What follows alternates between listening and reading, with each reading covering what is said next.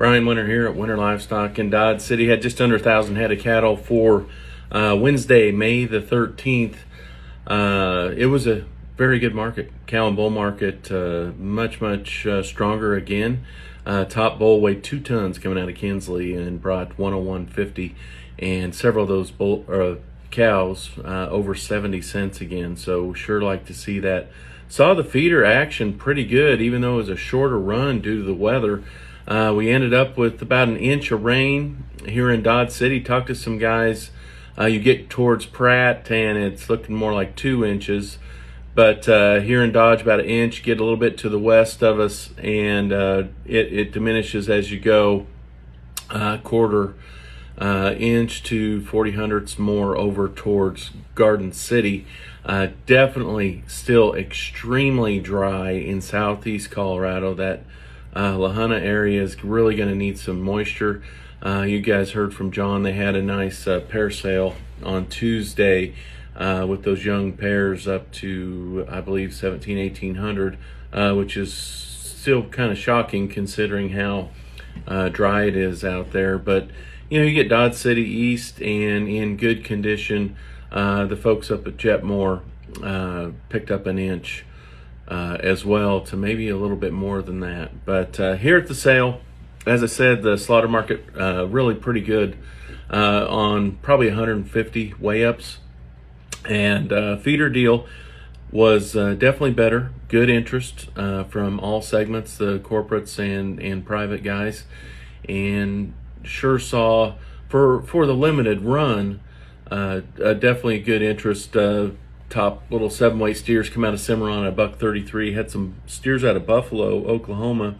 A little package of some light green wean steers. They were sure weaned back before the new year, and bring $1.43, weighing 6 1/4. Some steers out of Spearville weighing 8 1/4 at $26.85. The heifer deal, same story. We're sure not seeing as many light cattle, but 7 weights up over 120, which would be, as I said, all these feeders would sure be 3 to 7 higher. And 8 weights at 13 1/2. Sold some 9 weights at 106 1/4, dollar and up, pretty good. And those would all be going to the yard. Got a real nice set of steers and heifers, home raised red Angus, coming next week. They've had no implants, so we'll kind of see what that replacement heifer market is next week. Looking for a little bigger run.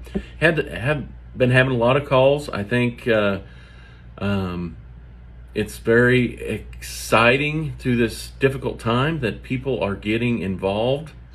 They're calling their congressmen and legislatures, and they're calling our trade associations, to varying degrees of support. Some of the questions we've worked through pertain to the beef board and the dollar per head checkoff. I had some good discussions about that. And I think on most people's mind is this backup of the fat cattle and what's going to come of that. We're going to have some tough times as this matures and comes to fruition. We have currently 100 to 150,000 of these fat cattle backing up each week. Interesting enough, we were visiting with some of the national guys there at the sale Wednesday, and they are up to about 70%. He said what's holding them back is getting the help to show up for work. Other than that, they're trying to speed up the chain, and that's what we need right now, guys, is to get through these times where these fat cattle are rapidly approaching the done point and beyond ripe point. As you guys that feed cattle know, once they hit that, they're just going to feed like a lead sled, and we need to get them out before that. But that bottleneck is going to be an issue, and I think people are thinking about some ideas. We had some real good discussions about possibly if they could do some kind of just like they built those overnight hospitals in the big cities, maybe we could do some fab plants. I know there's multiple large empty buildings out here in Garden City and Dodge City where we have 24% of the average kill happening on a daily basis between our 4 plants in Southwest Kansas, Dodge City, Garden City, and Liberal. And there's plenty of empty space there. Maybe they could bring in coolers, move part of the crew to another location and move them through. Maybe we could bring in reefers to help this process out, where we move the fab off-site. We're just going to have to get creative, try to get through this so we don't have to do anything that's more draconian in our response to this overwhelming production issue. We've got the demand and we've got the production, but we do have that bottleneck, and we're having trouble fitting through that. But we'll talk to you next week.